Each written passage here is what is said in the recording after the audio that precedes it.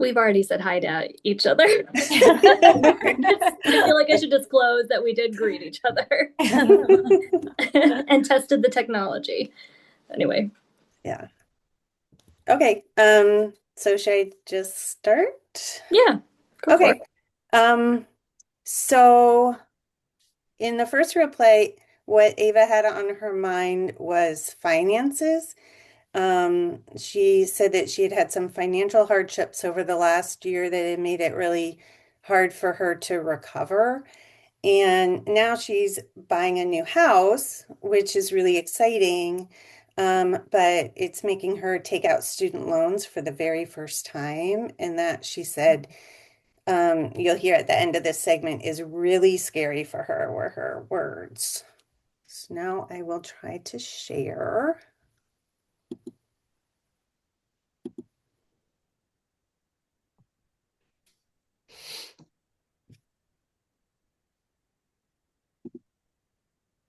All right. Do you see it? Mm-hmm. Okay. Started in 2024 of November. I found out, so I had a lease for 3 years and I was planning on buying out the lease. I had saved up more than enough money to buy out the lease. I wouldn't have a car loan or anything, which would be super nice, would have reduced my insurance, etc. Unfortunately, the wiring in the car had gotten eaten by mice. So I had to send the car back in, and the way that just Volkswagens are built, um, it ended up being a much more in-depth fix than what they had originally anticipated. So what should have been a 1 week fix turned into 8 weeks, which meant that I was without my car for 8 weeks at the start of my first full-time job. And by the end of the fix, the poor communication from the garage, I just said, I'm not going to buy this lease out. I just worry that I'm going to continue having issues with it. So I bought a new car, and unfortunately now I have, I continue to have a car payment, which is not what I was anticipating. I also ended up having to have my wisdom teeth removed, and my insurance essentially denied to pay for half of it because it was an out-of-network provider. I had to get those removed. It was becoming a health issue, and I wanted to avoid further damage, so I had to pay like 20 or $1,600 out of pocket for that. And then I've been paying out of pocket as well for grad school. So that's been really tough. I haven't been paying like rent because I've been living with family members who don't pay, like make me pay rent, which has been such a blessing. But now that I'm buying a house, I'm going to have to take out student loans for like the first time ever in my life, which is insane to say. I was lucky enough to have Excelsior during undergraduate. I commuted, I worked during undergraduate. I worked 32 hours a week, which I think technically is not legal by the state, but I worked different like grant jobs in between, which did not count towards like my 20 hours with the state. So, I mean, yeah, so I've been lucky enough to avoid it, but now that I wanted to take that next step with the house, it's unavoidable to have to take out those loans, and that's really scary for me. Yeah, well, I have to commend you because it sounds like you had been working your butt off and really like plan this out. It must be so frustrating to be like, okay, I'm gonna do this and this, and you had it all together, and then the car just kind of blew things up. Yeah, that's really, really, really aggravating. Mm-hmm. Okay, sorry, I also don't, if I try to make this like full screen, then I didn't see Zoom, so I'm sorry you're seeing the background. Okay. You're good. Um, but what I was trying to do was empathize with her using that reciprocal empathy and like use a word that she didn't use. And so like talking about frustration and anger. And she nodded there, but then it really fell flat. Like we were not connected. And then I just went in a totally different direction. Like it was a little uncomfortable, and I went to like the excitement of the house, just like getting away from that.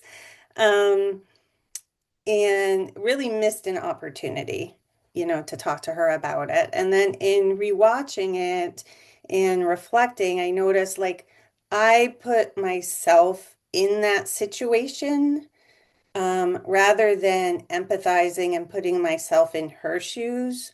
So, like I was still experiencing it through my lens, and I would have felt really frustrated and aggravated. But that wasn't reflecting what she was feeling. And I even like missed the wording that she was using. I mean, she used things like it wasn't what I anticipated with some of the things, and at the end she used the word that it's really scary for her. I mean, so the whole rest of the time, we're talking about these unanticipated expenses and anxiety and things like that, which was what she was feeling, but I was telling her, frustration.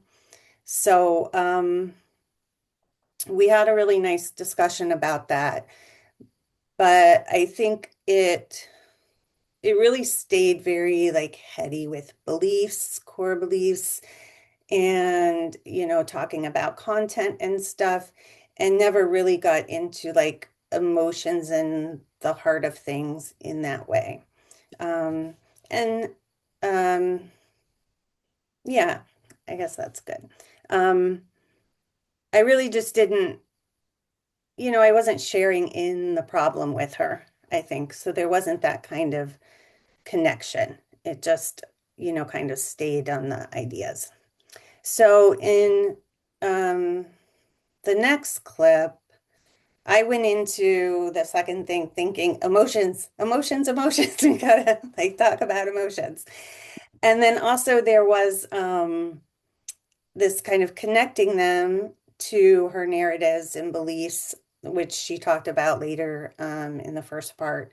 And she mentioned this really interesting thing in the first part about this metaphor of the storm beyond the sun, to talk about the anxiety with the excitement, how she wasn't able to feel as excited about the house as she wants because she keeps thinking there's going to be some sort of unexpected finances.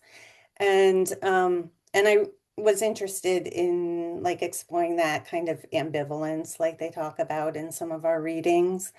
Um, when we sat down and I asked like what she wanted to talk about, she said it was related to finances, but really like when she started describing it, it seemed it's tangentially related, but it really kind of seemed like its own new thing. So kind of all of that went out of my head, except maybe the emotions part. It really was about her getting overlooked for a promotion at work, and that they were giving it to somebody who is like totally new, and the application process hadn't even started, but they basically had this person in mind.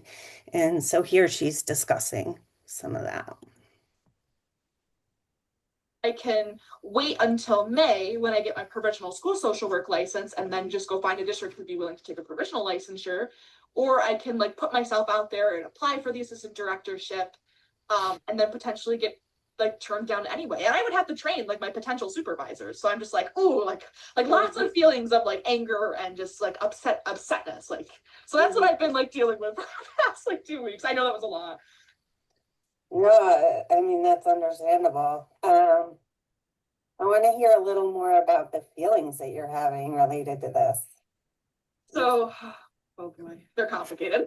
The first day I found out, I was like inconsolable. So the PI for the grant, she was a previous teacher of mine actually, and she is the one who called me on a random Tuesday and said like, why don't you come intern for this program? So like I feel like I have a lot to owe to this individual. Like she gave me wonderful experience. She was a phenomenal teacher, and like I was like a straight A student under her class and like her example student for a little bit. So I'm like, oh, whoa, like what changed here where you feel like I don't have enough experience when you handpicked me to like intern for your program? Right. So there's like these feelings of like these really intense feelings actually of like jealousy. Like, who is this person? Like I was your golden child for a little bit. Mm-hmm. And then there's these feelings as well of just like deep anger and deep sadness too. Like I feel very like overlooked. And this is not the first time that this has happened to me. Like granted, they were in like smaller settings when like I was a host for a restaurant. I was supposed to be a server, but then that never came about and I was promised this position, so I left. So like I've had experience with this. I just haven't had such deep emotional ties to a job. Like it's one thing to leave a serving job where it's like I feel like I have no obligations to people. And now I've got 90 kids who like I'm their safe person.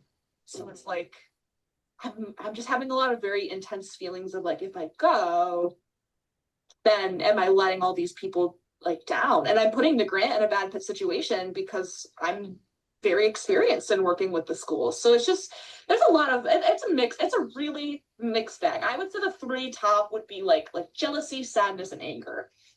Mm-hmm. Mm-hmm. I'm gonna stop sharing because it's really, did that work? Yeah. Okay. I was gonna say we should probably stop sharing after we present the video so that we can all be seen. Yeah. It's also like really bizarre because I can see all of us with me Yeah. with you guys and then me with her and I'm And sitting here. It's Much. I just want to let everyone know too, I'm going to set a 15-minute timer now for a discussion Oh. with Beth, and I'll just let people know when the timer runs out so that we're like, Thank you. because it's hard to focus on that. All right, anyway, proceed. Okay, so here, like instead of trying to reflect it back, I just asked her what her emotions were.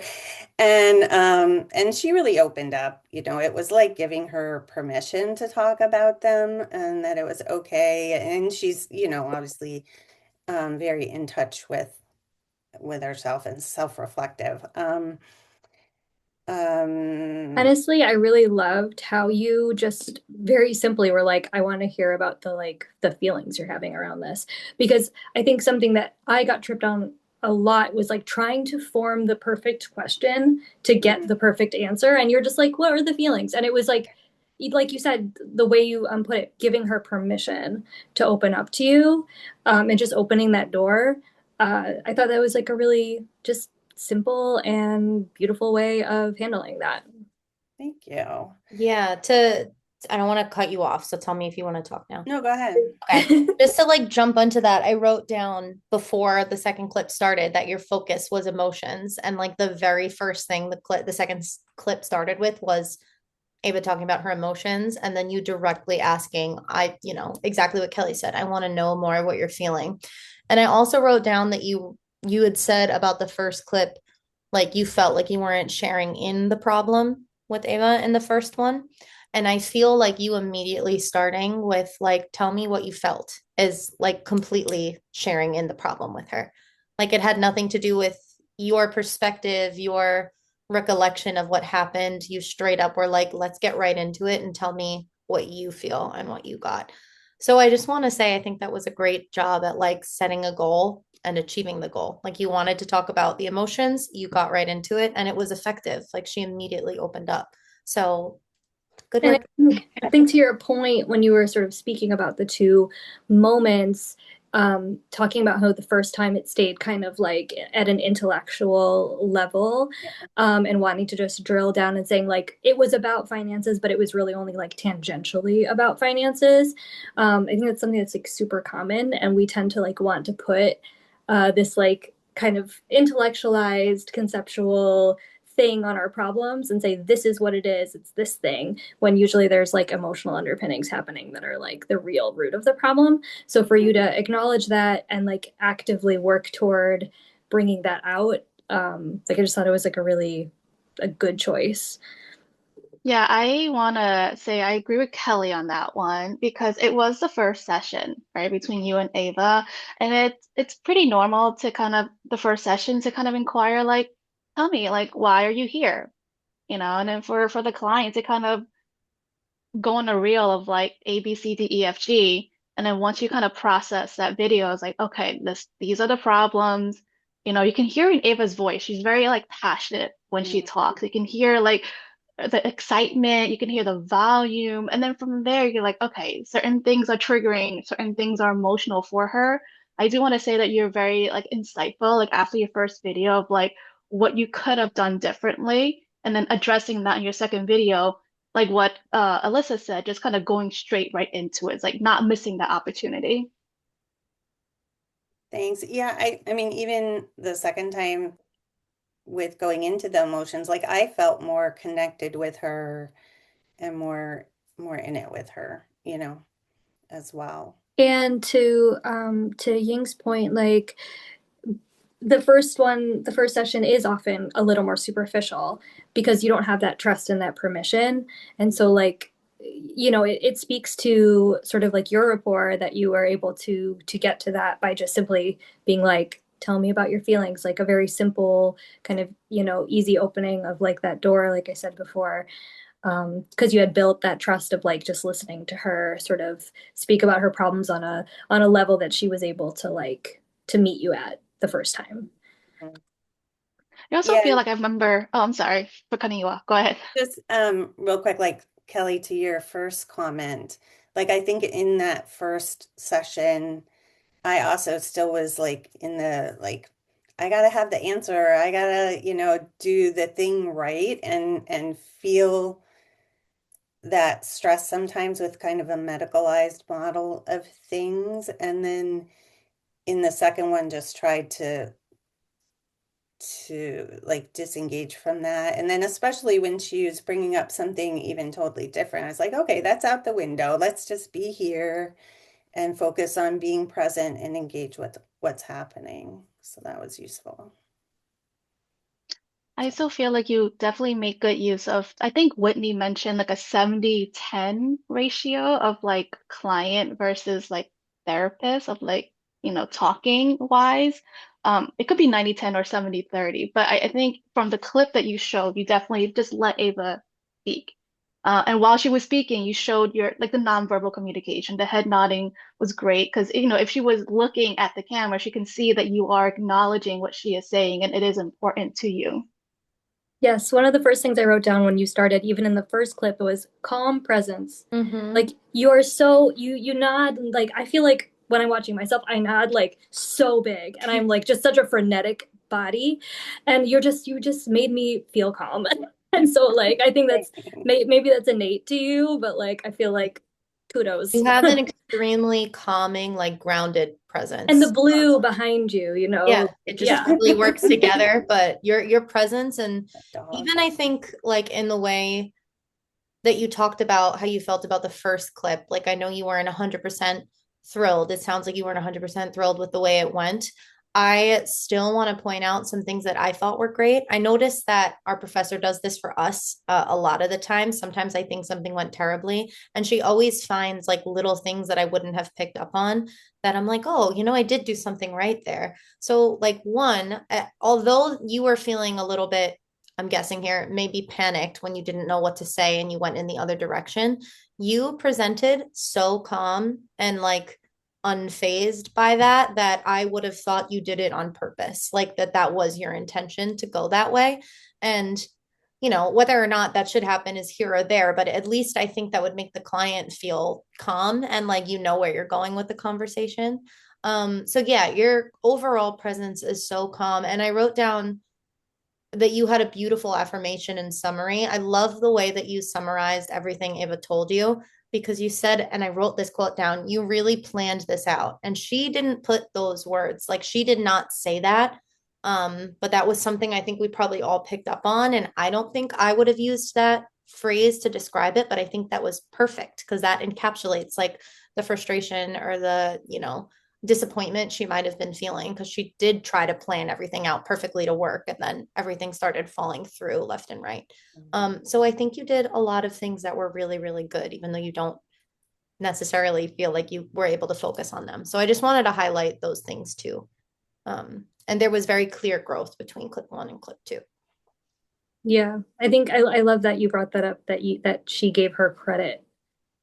She's having this feeling of like panic and everything's falling apart, and you immediately gave her credit for like the work that she's done, and put into it. And so it's like someone feels like they're dog paddling and can't do it any longer, and you just say like, look what you've done. Like you planned this out, and like this must be really hard, but like you planned it, like you did that. Yeah. I also just had like a brain connection moment. Although you hadn't yet talked about like the underlying tangential reason, like her getting overlooked for a position, like giving her that credit was probably really affirming in the moment, especially if that was the underlying reason she was upset, because getting looked over and passed over, like you don't feel like you get credit for everything you've done. So I think it was unintentionally like very affirming and the right thing to say and probably really helped her in the moment. Hmm. Thank you. I also liked something you said kind of before this part of the conversation shifted this way, talking about the medical model and wanting to have like the solution right away. Something that I've been personally struggling with, even with the readings a little bit, is like some of the therapies that are highlighted, some of the modalities that are highlighted are like meant to be done so quickly. And like partially because of the like the insurance paying for therapy and people having like successions and all of that. So there is that like immediacy that like I definitely felt when I was doing these sessions of like find a solution, fix the problem. What do we do? Let's like, and I think you intentionally like slowing it down, it makes me feel good about like that being a possibility, you know, and having that permission to, because you know, jumping to like a band-aid solution isn't going to be effective even if you can do it in 6 sessions. Hmm. Hmm. Beth, I did have a question for you. So just after your first video and listening to your feedback, about yourself, and we are like our worst critic. You were pretty critical about yourself and how you perform. I was just kind of wondering, like where did you get those ideas from about like, falling flat, being uncomfortable, not experiencing her shoes, kind of missing her wording. I'm just kind of wondering like where that came from. Well, that's what I picked up on when watching it back. Like, I mean, I cut it off there, but there was this pause before I moved on separately, and her face had kind of, she nodded. Like I said, she's nice, but her face kind of fell. She didn't feel like that engaged. She didn't go, continue the conversation in that way. It just kind of ended. And um, I mean, being hard on myself is just something I'm working on. And so, like Kelly mentioned, like, using some things like um, a lot of self-talk, like I'm just here to learn, and and all of those sorts of things, and focusing on the moment, um, to try to allow that. So, If we have time for another question, can I add on to that? There's time for like one more question. Yeah. Okay. Okay. I'm curious because I know like the clips had to be cut off at a certain point. How did you get from like the house to the job? Like what was like the question or the breakthrough that took the conversation away from this feels scary to me. I want to buy a house, but I have to do loans to like what I'm really upset over is the fact that I got overlooked. oh, well, because those were the two separate sessions. Okay. And So like so, like, different. we had maybe had like 3 weeks or something. And so when we met, I was like, do you have something on your mind? Do you want to go from what we had talked about before? And she was like, yeah, before we were talking about finances, but then, she brought up this thing that really felt new. Although, Mhm. all the patterns, there were a lot of patterns that were similar, that she's Gotcha. talking about, that, if there was time and it was real therapy that we could get into, it would be Yeah. really interesting. Um, but it definitely took away uh, from the anxiety, Gotcha. and by that time, I think she was a little bit more comfortable about the house. This Hmm. was the issue that she Okay. had been dealing with maybe for about 2 weeks since she learned of it. Okay. So they weren't like concurrent. It wasn't necessarily happening at the same time. Okay. Yeah, That was what I just wanted clarity on. yeah. Yeah, that makes sense. Thanks. So, I mean, I can go next if I hope my YouTube clips will work. So I will just say before I pull up my screen, a little bit about the two clips, and I'll just kind of like play them back to back, I guess, or maybe say something small in the middle. So for the first one, I feel like she discloses something that is emotionally charged. And I feel like in this clip, I sort of like missed the opportunity to dive into that and sort of stayed surface level. Like, and that was on me as the therapist in this scenario. I think I could have been more concise and just drilled down straight to the emotions. So I'll say that and then I'll play my clip and I'll talk a little bit about the other one. Okay. I think I'm gonna have to hold on. Let me see. Do you guys see my screen? Yes. Okay, Yes. this is the second one, so let me just move to this one. Okay. It should be all queued up. I have to, a lot of the forms have to involve the school, the registrar's office. And I feel like a lot of guilt, like I'm putting this burden onto someone else. They have to like fax it for me. And like, it just feels like I'm burdening another group of people because I need this help. Well, but I can understand that would make you feel burdensome and like you're putting work on someone else's plate. However, that is their job at the registrar.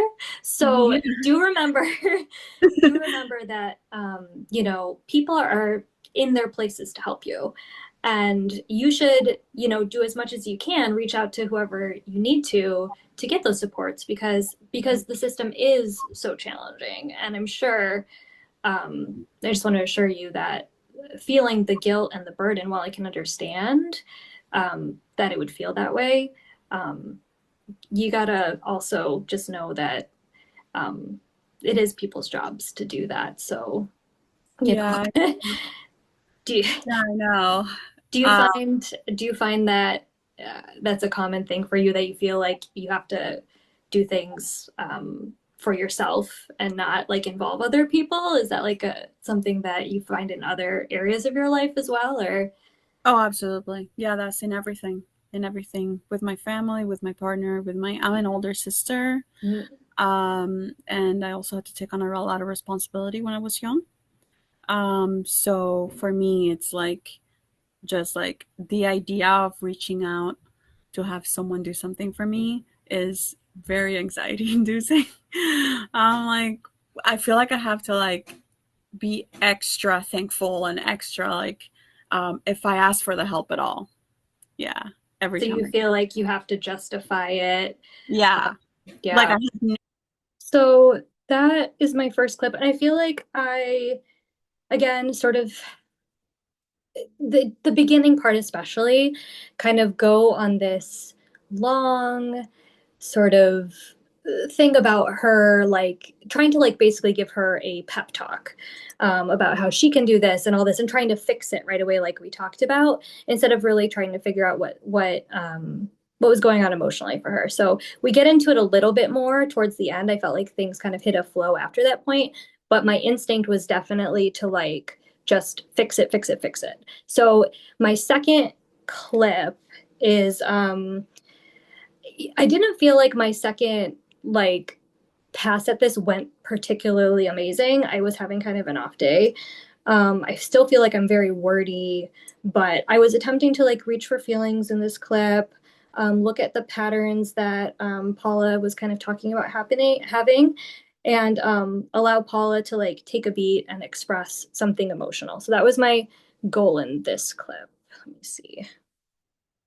happened and let's really look at what happened and see if there was really anything there you could have done to set yourself up in a way, you know? Yeah. I mean, you're clearly a very empathetic person as well. And in our last conversation, you talked about not wanting to be a burden on people, you know, so you're obviously very attuned to the needs of others, which I think is, you know, a really wonderful thing. I think, you know, if we're thinking about like patterns and things, something to maybe be aware of is that sometimes I think, and I do this too, I think a lot of people do this, we intellectualize things in order to sort of like maybe protect ourselves from the emotional underpinning or just try to rationalize with ourselves to cut through what the emotions that we're feeling are. I'm wondering if we can go like a layer below intellectualizing and look at the anxiety and think like, if the anxiety is here, because often emotions are like multi-layered, you know? If the anxiety is like the surface level, easiest emotion to like pull from, like what's just beneath that if you have to put a name for an emotion just below the anxiety? Um, I think that for me it's always been like a fear in my lack of knowledge will one day mean that there's a lot of fear and lack of knowledge for me in everything, like in almost every interaction, almost everything that I do. I feel like if I don't understand or know what's happening, then like it means that I could be like tricked or find myself in a situation that could be dangerous or find myself in something that I can't get out of or So let me stop sharing 1 second. Okay. So in that clip, I was, uh-oh, Zoom is stopped. Is this working? Does everyone see me? Okay. I want to make sure it's still recording. Mine says Oh, record. it is. Okay. Sorry. I'm like, since I'm controlling this thing, I'm like a pilot who doesn't know how to fly. Anyway, so for that one, I was trying to like, I think I could have been more concise for what I was trying to do because I tend to talk when I am nervous and when I am thinking and when I'm breathing. So so I think like the empathy that was there was good and the intention was there was good. Um and there was growth in that, like reaching for emotions. But yeah, I still feel like I was struggling, and so I like, I am curious to hear um, what you guys have to say because I'm hard on myself, like we all are. Can I say something really quick? Like for my knee-jerk reaction and listening to you talk about both clips. So in the first one, and I empathized with this too, and I felt that. So I think that's why I'm super drawn to this too. But you said you felt like a need to get in there right away and fix the problem. So I think you framed it somewhat as like you felt like you were giving her advice or giving her a pep talk, is what you said. And I didn't necessarily see it that way, but I can relate to that feeling. I felt that in my own self. And knowing that that was what you felt about the first one and going into the second one and trying to maybe get away from that or try something different, I think you absolutely did something different. I don't think anything about that second clip was it's not that it wasn't affirming because it was, but it wasn't pep talk, it wasn't cheerleader. It was let's dig a little deeper into this. Like I got a vibe of like clarifying question. I got a vibe of digging deeper, of like psychoeducation, even. Like let's look under what this anxiety feeling is and figure out what's right beneath there. So I think you absolutely did show growth, even if you feel like you still struggled with conciseness. I think there's absolutely growth, and like intentionality was obvious and it was achieved. So. Yeah, I totally agree with Alyssa. I had written psychoeducation too for the second one. And I thought that was actually like a really brilliant way Mhm. of not just the education part, but drawing her into, looking at the emotions below things. And she responded in a really great way. And you did seem like, um, I could feel the empathy in the second one, but I could feel empathy in the first one too. I Mhm. just and I didn't feel like it was a pep talk. What I felt like it was you giving her like an objective view of what was happening.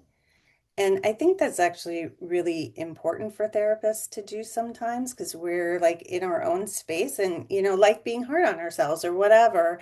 And to have an outside voice tell us, this is actually what I see. And like you're not burdening somebody. I think that is really important and very effective when it comes from, um, somebody who you trust who is outside of things. So Yeah. very excellent. Excellent, very different, but excellent on both accounts, I think. Actually, like now that you both have like spoken about it, I feel like they're kind of two different flavors of psychoeducation in a weird way. Like, and that's kind of interesting. And I wonder if that's something that I lean on, like, because I am a very like I can be a really creative thinker, but I can also be a really analytical thinker and a really realistic thinker. And so I think like just picking up my own patterns, like it's interesting to hear you all speak about it because you're looking at it from an outside perspective where I'm like, like Yeah, I also mirror what Alyssa and Beth said. For your first video, I did put down that you did have an instinct to fix the situation, but it was also helpful for you to kind of remind her about not her job. It's kind of like for her to, whatever she was describing, and for her to remind her that it is other people's responsibility as well, just in case of, she has forgotten that point. And then for your second video, the first thing I put down is affirmation. You provided her with a very good affirmation in the beginning, and I think that showed a lot of empathy on your part and made her feel comfortable to express her emotions. I did put down self-disclosure on your part, just kind of whether it's psychoeducation. I did, and sometimes self-disclosure is helpful, and I felt like in that situation and information you provided to her is very helpful, and for her to kind of dig deeper into her emotions, and you could tell by her like facial reaction and kind of pauses that she had in her reply that it really hit a certain chord inside of her. And I also thought that your question was a bit long-winded, but long-winded in a way that is also very thought-provoking. So it was very helpful, and I thought it really triggered something deep inside of her. Yeah. thanks. I want to jump on that really quick if that's okay. So I said the same thing. I noticed in her nonverbal cues right away when you asked her that question and she identified that it was fear. She was having a hard time almost saying it. Like she stopped a little bit and she took a breath and she was very obviously thinking deeply about it. So I think the psychoeducation, whatever it was that you provided, that metaphor, that analogy of what's right underneath it, like that hit that it like honestly looked like a real therapy. It was very realistic. I'm like, okay, she's really hitting something right there. Um, and then totally different, pulling back something else that I wrote down. I wrote that you put feelings into other words. Like you described what she was feeling in a different way at least twice, and that you also searched for patterns and you brought that up. You brought up the pattern of feeling burdensome and how it's showing up in different ways. So again, just highlighting two things that I think are really good. Um, Thanks. really, really good work. Yeah. Thanks. Yes, that reminded me that you did refer to the first session. Mm-hmm. Just kind of pulling that information in. Yeah. I thought that was wonderful. Just kind of remember like what happened the first session and that you were also there and present. And that's kind of tie it in together, like connecting those dots. Thanks. Yeah, one of the reasons I chose that particular moment because it was like because she did take those pauses and I feel like we had a trouble getting there the second session. Like it was just a strange flow at first, but when we got to that moment, I felt like I could reference back and then kind of like pull into something. And she was like you said, her nonverbal cues clearly engaged at that moment. And so from then on, I felt like we kind of were more able to connect. Unfortunately, it was like 9 minutes in, but but yeah, I felt good about that connective moment, and that's honestly like the reason I want to work with people is for moments like that where you can really just like see someone fully. Um, so Can I ask a question? sure. This is something I'm noticing for myself too, and it's something I'm very, very, very much struggling with. Um, I wonder in the moment if you noticed that nonverbal cue, if you were picking up on her like being struck by what you said, and it cut off right as you were about to say something. I'm wondering in the moment, like in reflection, if you can go back and do that moment over again, would you have given her silence there?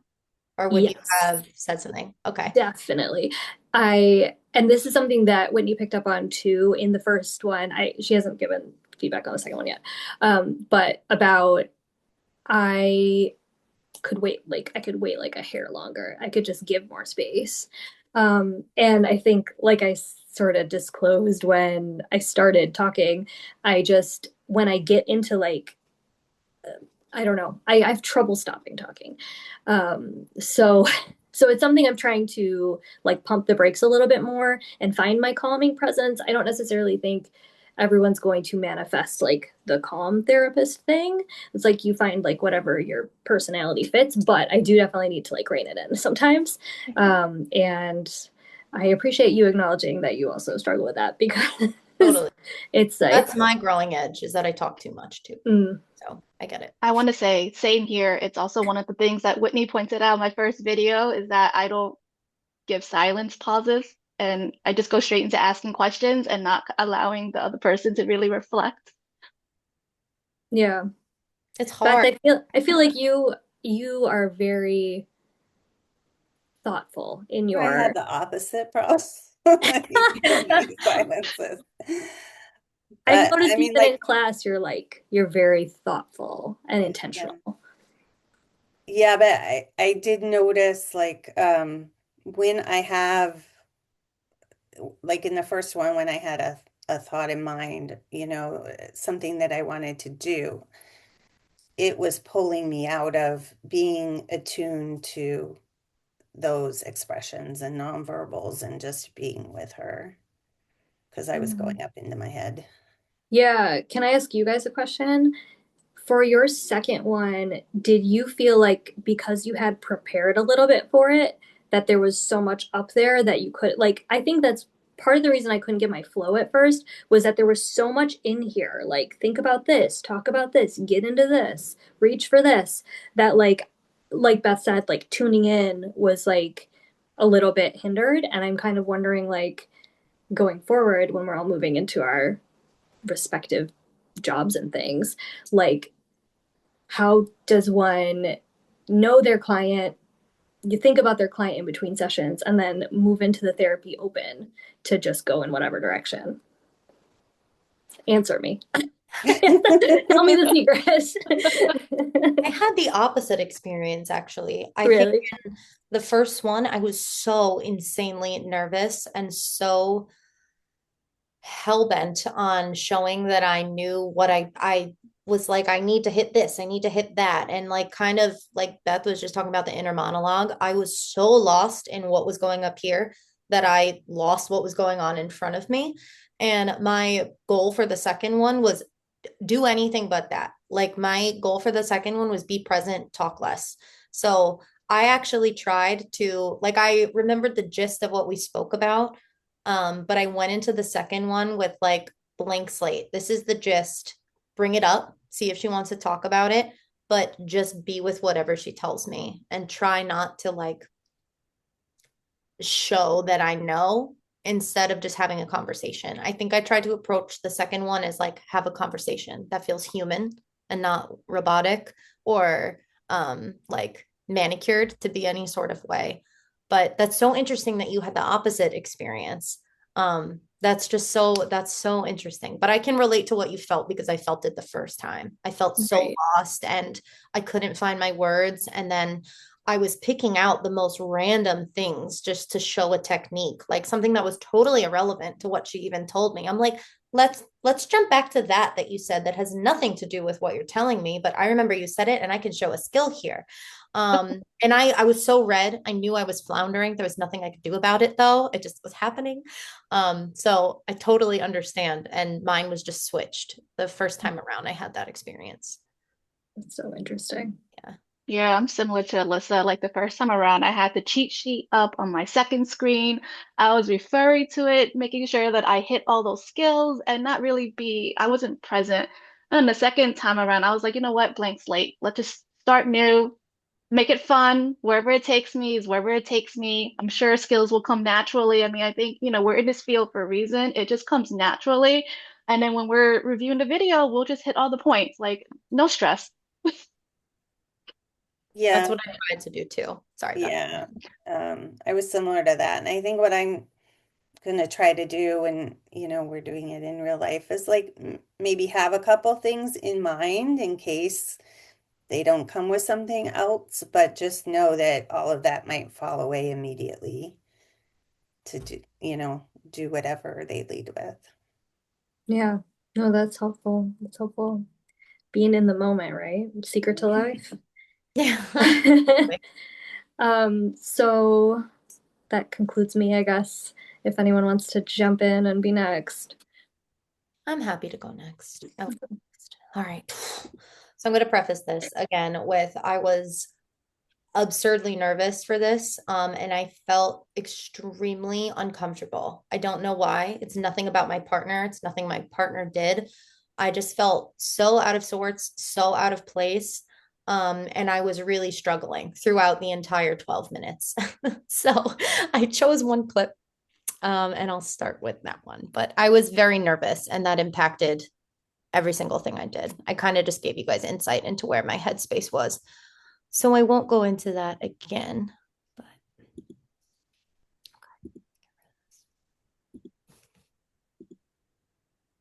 no, that's the second one.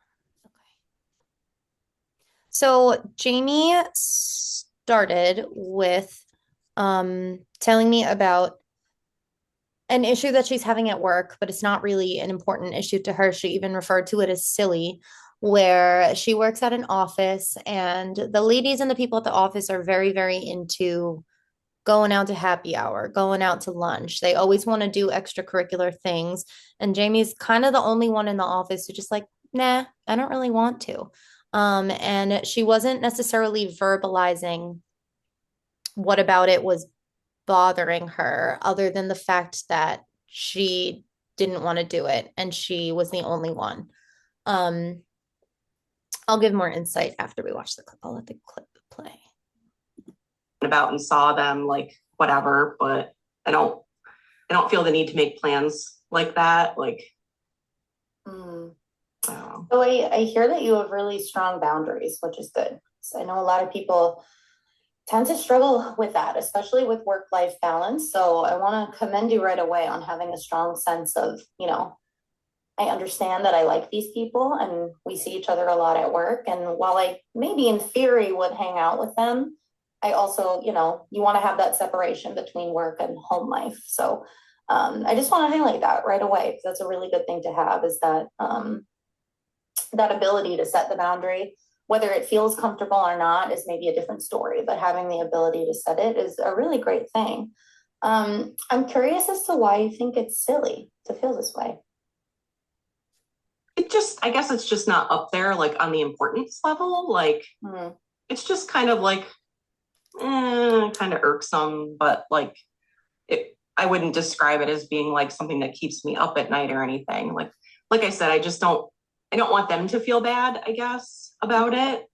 But I also don't want to go do things that I don't really want to do or spend time doing, I guess. Yeah, absolutely. I think that makes a lot of sense.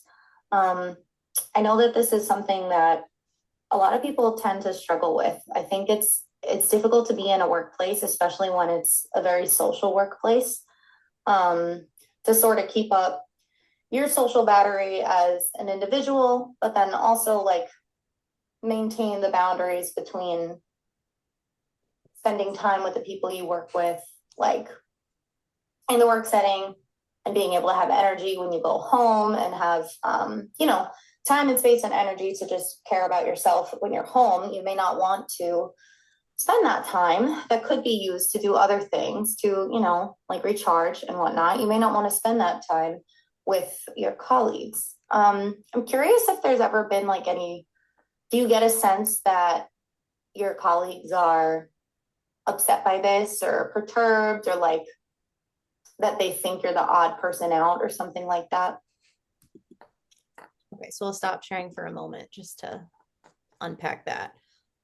Clearly I'm fumbling a little bit and really, really having trouble getting my words out and identifying what the issue was and what I'm trying to say to her. My goal was to have or give a complex reflection, like to restate what she had told me, add more meaning to it. And then I attempt to clarify, like seeking out what the problem is by asking her, did somebody ask you and you said no? And what was their reaction? However, it took like 2.5 whole minutes for me to do that. And I don't know why. I could have just said, you have great boundaries.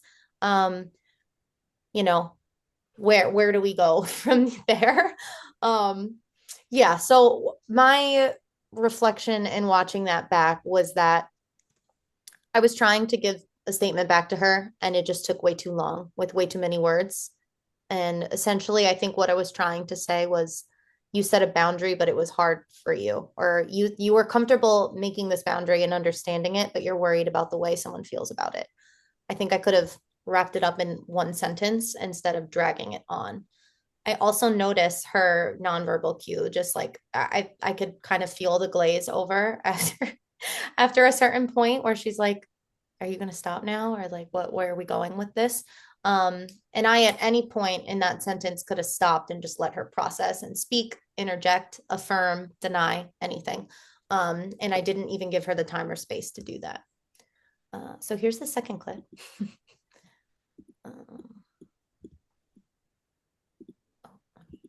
Share the screen again.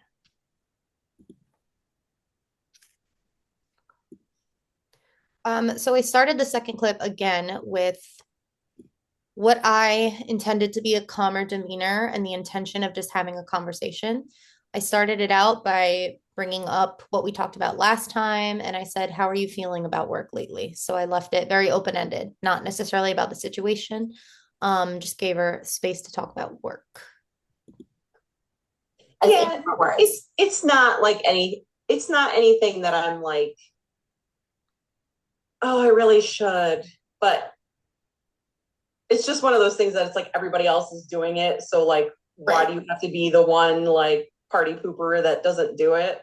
And I guess I don't really care per se, but it's like one of those participatory things. So it's like we're like, okay, well, everybody that is doing the gift exchange, come over into the such and such room so we can do the gift exchange. It's like, well, okay, I guess I'll sit at my computer and continue to work while you guys are doing a gift exchange. Right. So is stuff there like that. So what I'm hearing is there's an element of maybe like awkwardness about it. Like it sounds to me like you don't necessarily feel badly that you don't want to do it, but there is a little bit of like discomfort or awkwardness around the fact that like when these things roll around, especially ones that take place in the office while you're there, like it is a little bit awkward, or maybe it could feel a little bit awkward when everyone goes off to do it and you're sitting on the side. And while that may not actually bother you, it may, come off as a little differently to someone else.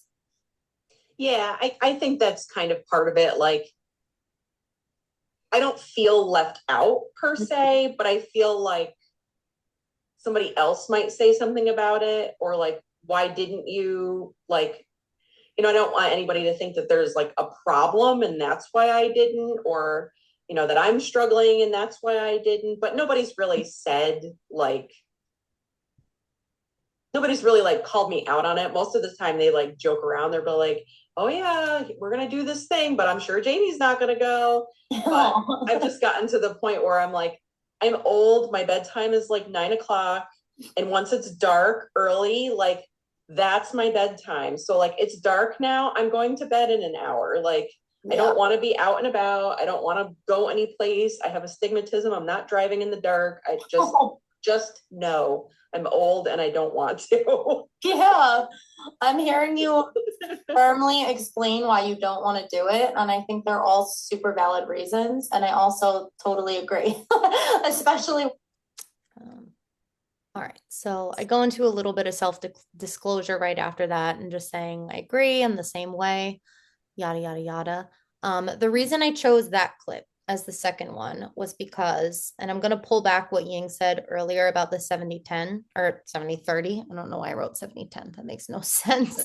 The 70-30 rule. In that first clip, I felt like I was just going a mile a minute and taking up almost all of the space in the room and the conversation. And in this second clip, again, my intention was to talk less and to give her space to explain herself. And also to try and figure out what the real root of the problem was. I was feeling sort of like at an impasse with Jamie about this because I was completely understanding like the gist of things. I felt like Jamie is setting the boundary. She's comfortable with the boundary. She's old. She doesn't want to do it like XYZ. She's already said all these things. And I was trying to figure out, like, so what's the problem? Is it just that she's feeling awkward? But it also doesn't really seem like she cares if it feels awkward. Like there's this push and pull or like dissonance that I just couldn't push past. So I was trying to roundabout get to the root of the problem. And I do feel like my question sort of led there, where she started saying, like, well, my perception is I don't want someone to think that I'm sitting out because I can't do it, or I'm sitting out because I don't like them, and stuff like that.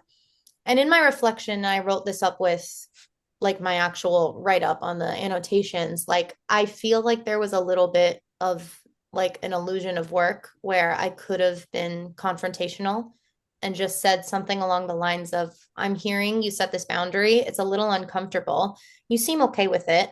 Let's either explore that discomfort, or two, like, what do you want out of this? What is your end goal? In a perfect world, when you say no, what does it look like? What does their reaction look like? What do you want from it?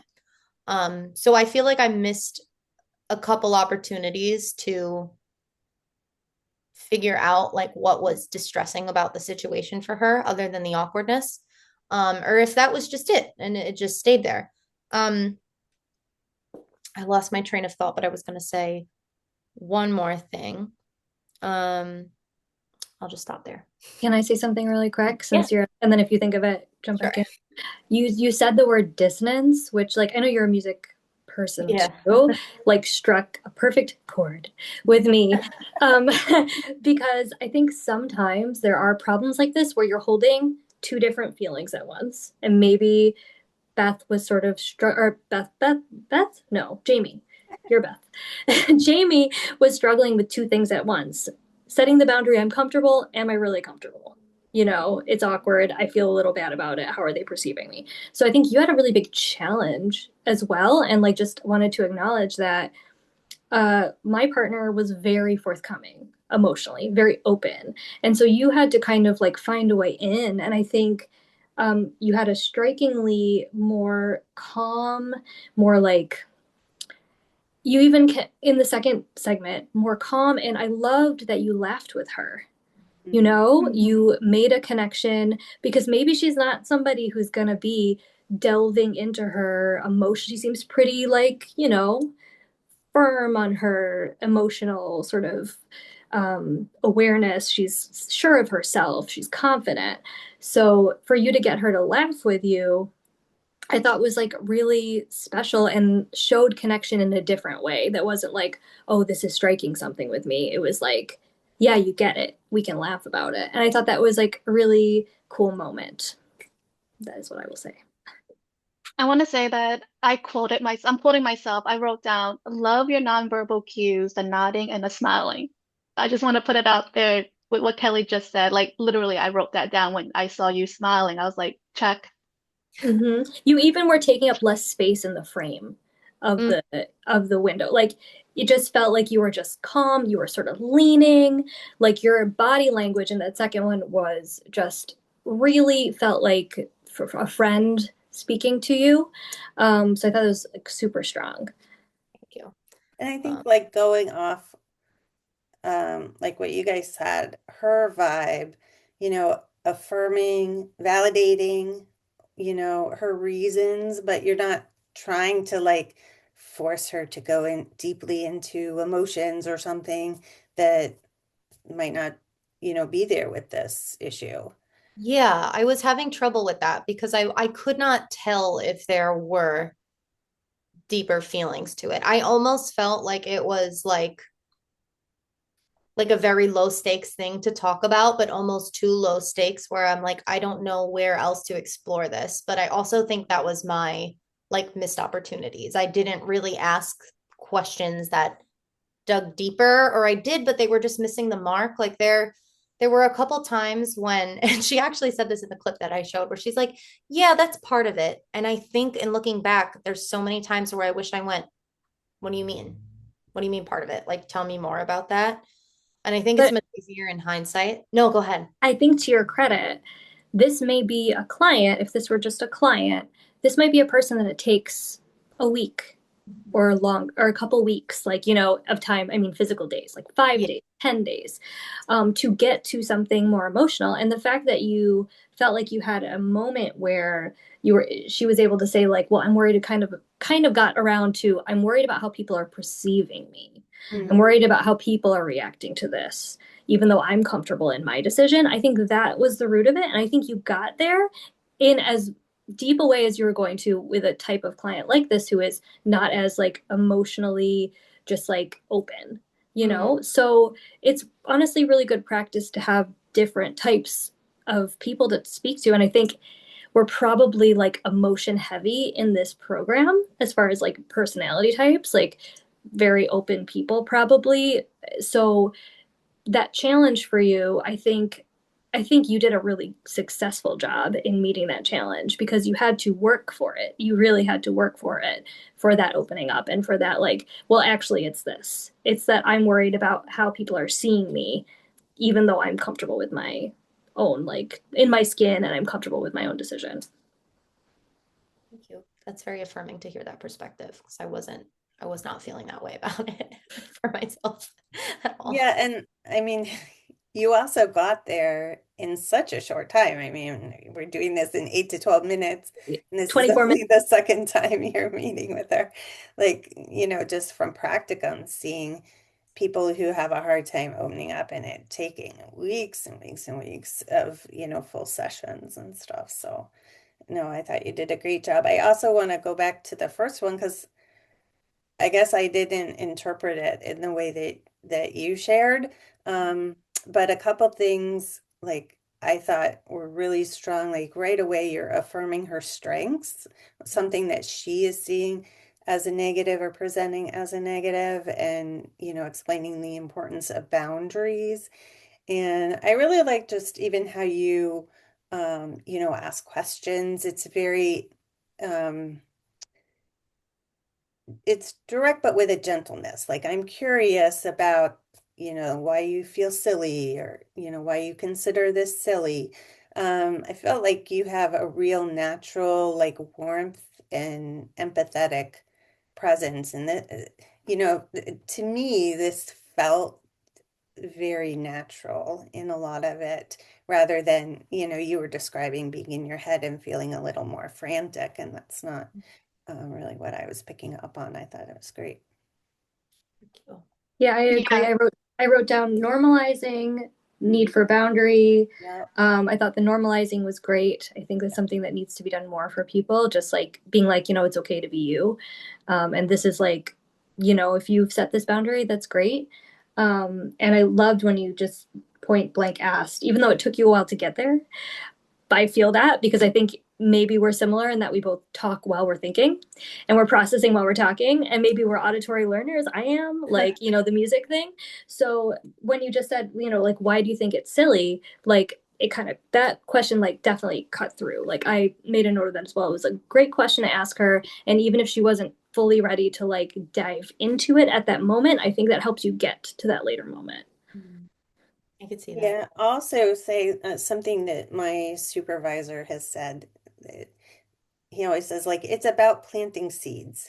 And like you'll say something, and then the next week they might come back and say something. And they're not going to say, well, you were saying this, and so that's why I'm saying that. But I felt like that's what happened. Like you said, do you get a sense your colleagues are perturbed? I think in the first session. In the second one, when you came around to things, that it was like how people worrying about how people are perceiving her.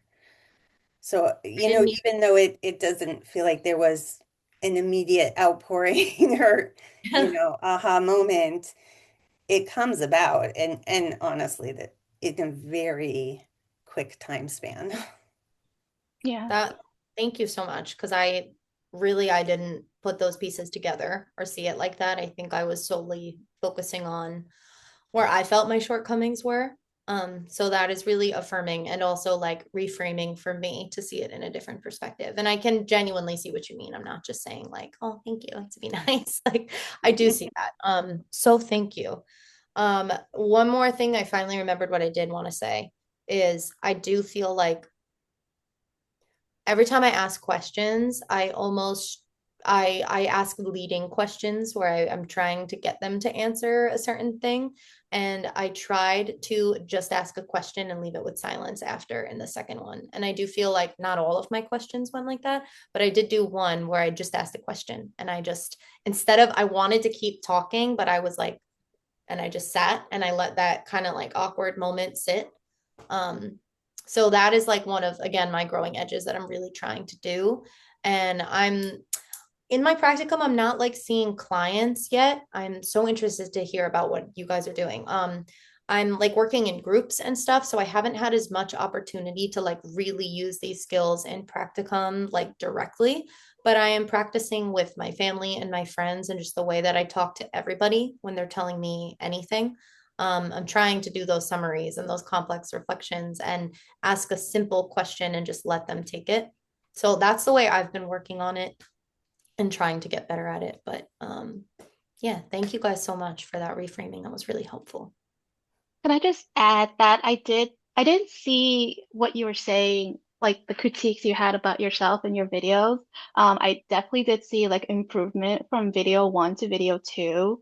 And then for your video one, I basically just wrote down all the skills that you basically mentioned, like reflections, complex reflections, affirmations, summarizations, open-ended questions, validations. Like you basically went through all of that. And I was like, oh, she has great skills. And I don't, I was like, you didn't sound like you were nervous at all. I thought it was a great session to kind of get an underlying understanding as to what Jamie wants to talk about. And then in your second session, you asked open-ended clarifying questions, kind of opened the door for her to talk more about, what's important to her. So I thought there was definitely major like improvement and strength in your second video. Thank you guys. Thank you so much. And I think it's a common thing just to like normalize, like we've been talking about, to want to ask a leading question because a leading question gives you a safe response and that this is Yes. what I was expecting. So I can now respond to it in a way that I have planned because I was expecting this. Yeah, and I think like 100% what I was and feeling, I my feel intention. you on that. Like I totally feel you on that. And I think it's something that if you're aware of it, then you can kind of like be aware of it and move from it. And so like I think that's great and really insightful for you to bring that up and honestly touch something in me as well because I'm like, oh, I'm doing that. I'm so doing that. Yeah. So Yeah. yeah, really super well done. Yeah, I tend to overthink these kind of open-ended, close-ended leading questions as well. I find myself getting tripped up and like overthinking the process. And I'm just like, just ask the question, like short and simple. What's so Totally. difficult? Right. Yeah. And also that I don't know if you guys feel this, but I feel this anxiety about like just asking someone a pointed question. Like, how does that feel? You Right. know? It feels almost like stereotypical, Right. like stereo, am I trying to play therapist by doing Or that? like trying not to be like interrogatory, Mhm. like trying not to be too like cut through too much with too much, I don't want to like look at someone and be like, what does it feel like? So, so I think allowing ourselves to see that there is space for that to work super well in the context of like a caring, like nurturing style, something where there's like a good rapport. Like if there's a relationship that feels warm and comfortable, it's not going to be like an interrogation. And I think that's something that I fear personally. I would never get that vibe from you, I don't think. You Well, are thank very warm and kind and like give off that sort of energy. So even if you did ask like a pointed question, I don't think it would feel like pointed. I think it would be like, you, buddy, how does that oh. feel? Yeah. Thank you. I appreciate that. All right. Ying, you All wanna right. Yes. So, my partner is Jennifer, and she is a 9/11 survivor. So the session is basically about her. So 9/11 happened 24 years ago, and it's basically about her discussing or talking about what kind of other coping skills she can gain now that we're so far, or 2 decades in, to kind of continue her healing process. So that's where it's going to start. let me just share. Disclosure on my part is that this is a very interesting topic that she brought up. 9/11 also hits close to home for me. I'm from New York City. So like for her to bring that topic up, I was like, who's that? Like it's very like emotionally charging. Um, but I can definitely sense it was very emotional for her, and everyone obviously experienced 9/11 very differently. Uh, but I'll put that out there. So can you guys see my screen? Yep, Is it centered?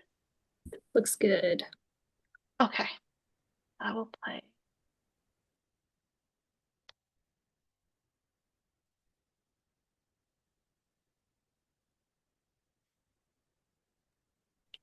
I'm not hearing volume. Is anyone else not hearing any volume? You're not hear volume? No. Do you know how I can fix that? Do you have the YouTube link? Because YouTube has been working. YouTube's been working. Okay, let me stop sharing. You see beautiful faces. Let me get YouTube up. Okay, 1 second. No worries. This is the wrong link. Okay. I think at 4:30. Pull it over. And if that doesn't work, you can just send us the YouTube link and like we can watch Yeah, it. that's I true. don't want you to panic. Like we'll be able to watch it. Yeah. Yeah, I'm sure it'll work. Okay, so I have the YouTube up, so let me share again. Okay, is it up? Mm-hmm. Okay. Should I make it? This is good. Let me play and let me know.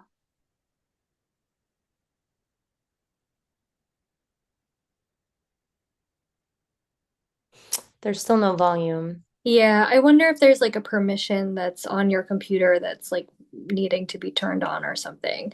But why don't you just send to one of us the We'll link share. and we'll play it and then you can speak about it. Yeah, I'll send it over. Should I just do it in the chat over here? Sure. Yeah. Maybe Alyssa, if you want to do it, just because when I went out of my screen because I'm hosting, it got like funky. Yeah, no worries. So that's the link to the first one, and it starts at 4:30. Okay. Let me just get it set up and then I'll share the screen. And then you can just jump in and say stop and start talking. Oh, yes. Okay.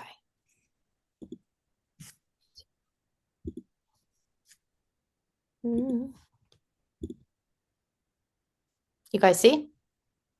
Yes. Okay, cool. Something along those lines. But if I can, I actually don't feel like I even should like feel this way like 24 years later, right? So it was nice to have somebody that I spoke with, or he spoke to the group. Sorry, just jumping in. Is the screen frozen for you guys? Yeah, it is. Yeah, I want to be now able it to moved. see the nonverbal cues. Okay, tell me, is Even this good? should Oh like yeah, Yes. feel better. this way like 24 years later, right? So it was nice to have somebody that I spoke with, or he spoke to the group of us. But as I was sitting there also, I was like, maybe I shouldn't even be here, right? Like it's such a long period of time, almost as if like I should be kind of over it at this point, and I should be beyond where I felt I was just on that day. Yeah, that it definitely sounded like that experience was a powerful experience for you, hearing someone else share the experience from that day, and also for you to kind of relive those memories. Can you tell me a little bit more about how you felt while he was talking?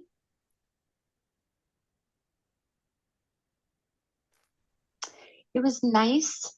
It was nice in the sense that I was identifying with how he was feeling. So that's where I kind of got this idea to kind of speak to you about, right? Like this identification with another individual, and their experience, which was not the same as my experience, except it was in the same setting. The identification was very powerful, and I think that's why I was kind of looking at it as that that holistic kind of approach for, maybe what can be done for, for the future and just that layer of top of that, like, am I entitled to this? Should I still be feeling like this? So far past that. I understand it, certainly traumatic, but so far past it, it almost is like, you almost feel like sometimes you should be better, a little bit better every year, right? Versus maybe some years are better than others. Mm. Yeah, I hear what you're saying about the expectation that it being 24 years later that one should heal year after year, and by year 24, it sounded like you envision yourself in a different healing position. Is that correct? Yes. I think I am in that position today. Okay. Certainly different. Like, it's changed. Okay. Yeah. Good. So can you tell me a little bit more about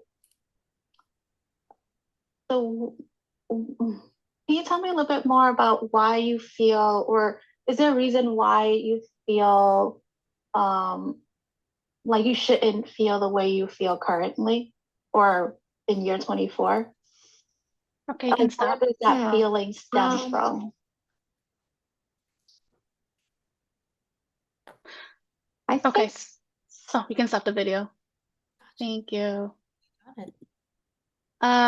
So Jennifer started talking about attending a library event on 9/11, on the anniversary of 9/11. It was something very new to her because it brings up very triggering memories. And she went from that to talking about why she should be feeling this way 24 years later, and if she even is entitled to feel this way.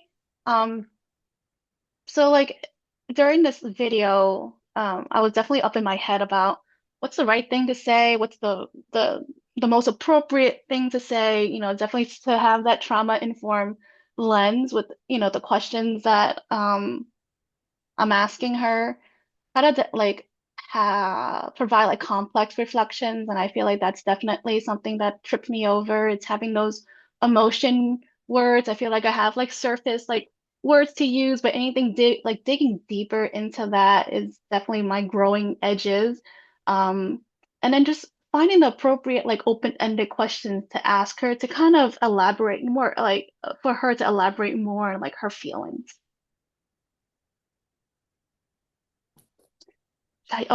We should go to a second video, which I need to send that link. Yeah. Yes, I am sending it over, and it will start at 1:30. I'm doing it right now. Sure.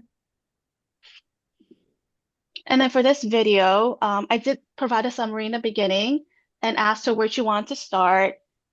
She spoke about a second event that she went to, a play that was based on the true story of 9/11, and that's where the video clip starts. And I actually had a friend reach out to me, and there's a play, Come From Away, and it's actually based on that day. And I've been hesitant to kind of go and see it, but it is playing locally. And we went the other night, and it was fantastic. And I had another, ability to use a tool again to like help with, kind of the healing process. So it was really encouraging to be here and to be able to use something else, in I'd say coping skills per se. That's great. And I like the fact that you were able to connect with your friend on that level, regarding the topic, and for her to share that there was a play that you might be interested in, and the fact that you went to the play. Can you tell me a little bit more about the play and how you felt afterwards? Yeah, I actually was very excited to go because I had wanted to see it for many years. I think it had come out in 2010, if I'm not mistaken, based on what I read. There were some spots during the play that kind of I would say kind of brought up like that tight feeling or feeling a little bit like gulp, and might have had a little tear or two. But it was really inspiring to be able to leave there to know that, something, and I don't want to minimize it, but something, because it was a true story and I found it fascinating. I thought it was only helpful to 100 or 200 some odd people, and there were 7,000 people that were there that day. But I just saw it as another tool. I was talking to my friend walking back to the car that like I felt a little proud of myself for doing that. It was helpful, taking a little bit of a risk, meaning putting myself in that situation of hearing the story again, but also welcoming it to be a useful tool. As hard as the event was and living with it for so long and coping with it year after year, the fact that you put yourself in that position and be physically there is very uplifting. And the fact that you came out of it with this positivity, knowing that, you were able to sit through it. There were some emotional moments that made it difficult, but at the end, it seemed uplifting and very optimistic. Yes, it was, and enough so that I feel like I've gotten the ability or the insight to see if other things may be of use and help for the future, right? I may not, be able to do them, but I can still make that decision. I know. Nothing can stop. Yeah, nothing can stop. So for the second one, she talked about a second play, a play that she went to, and then this one she talked.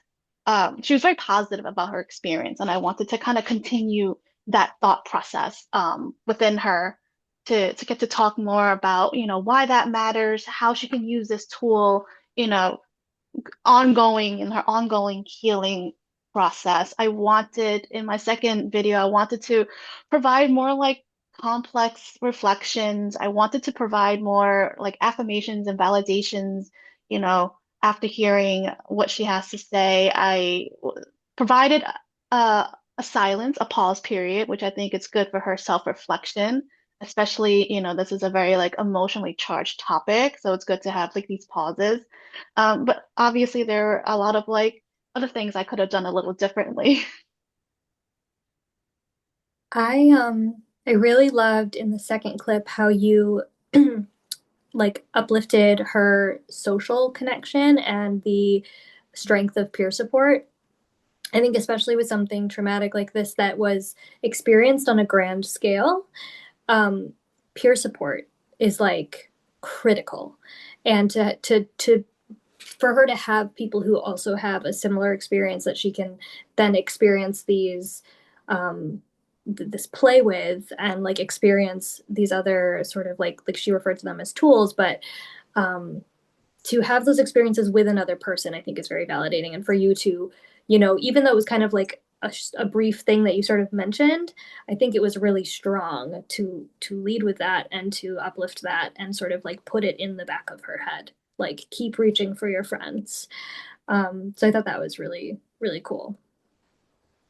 Yeah, I thought that was a great way to encourage peer support, and it didn't sound in any way like I'm doing trauma-informed care and we're gonna, talk about it in this way or anything. It felt very natural. Also just, throughout, I thought that you had this very skillful way of reflecting quite quickly and then pivoting to a question and making it quite concise, which I was just really impressed with throughout. I appreciate that. I felt like I'm very critical, like that piece right there. I know, like in my annotations, I put down that I think a silence would be great here instead of like following up with like a question. immediately. And I caught myself doing that like several times, but to hear that is also it's affirming and validating. To jump off of that, though, I feel like a lot of your questions were like, tell me how you feel about this, or tell me what that makes you feel. So while I hear you that you could have put a silence there, which you could have, I think you would get the same effect from both because your questions were open-ended and focused. And that feels like a like oxymoron, but like they were open-ended with a point. Like, tell me how you feel. That is open-ended, but the point is like, I want to know what your emotion was, the underlying feeling. I also think I love that Beth said you are skillful because that really is like the energy and the vibe of what I got. The essence of what I got out of your videos is that you don't seem caught in your head and you are very concise and intentional with your words in a way that feels very natural and also very gentle. Like you have the whole paying attention to trauma informed principles, especially around this topic, like you did so very skillfully in a way that was so gentle and not like drawing on any specific thing and being like, I need to make sure I need to pay attention to this principle. You just were being a trauma informed clinician. Like that was just your essence. I thought your clarifying questions were great. You kept hitting at digging deeper with every single question you asked. None of them were superfluous. None of them were, like unmeaningful. They all were very focused and intentional and effective. And I wrote down the same thing that you highlighted, peer support. And I also wanted to say she said it was a little bit of a risk and she was proud of herself. And I wanted to point out that in our reading I cannot remember exactly what it is, but there was like three stages or sections of something and of like the client's experience. And the last one was getting them to a point where they take risks and like they feel healthy and brave and able to do those things. And like you got there so quickly. That was really amazing. Like that stuck out to me as like, oh my gosh, that's what the goal is to have them feel like they can take a risk. So um I saw like nothing but really, really great work.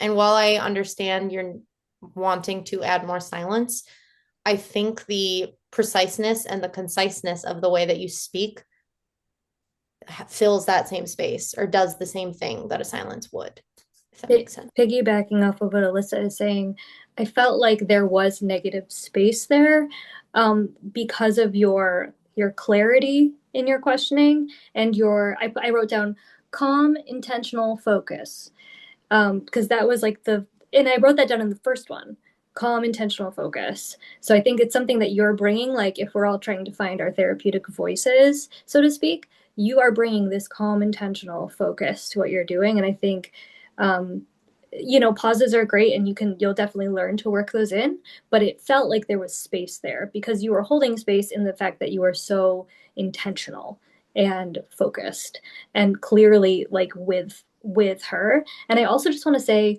because you mentioned at the beginning that you were also like touched by 9/11 having been living in that area, the fact that you were able to be so calm and intentional was striking because we had a one of those video practices where I had a similar experience as somebody in the video and I full on emotional breakdown. So just like snaps to you for being able to hold that focus and keep it on Beth. Like you didn't say, oh, I've got this. This is also me. Like you didn't make it about you at all. So like kudos. Truly. It was a tough topic. Like that was heavy. I appreciate everyone's feedback. It was definitely not a topic that I was expecting, right? It was like when it came about, I was like, oh Lord, oh my God. But it is what it is, and that's how life is, and kind of roll with that, right?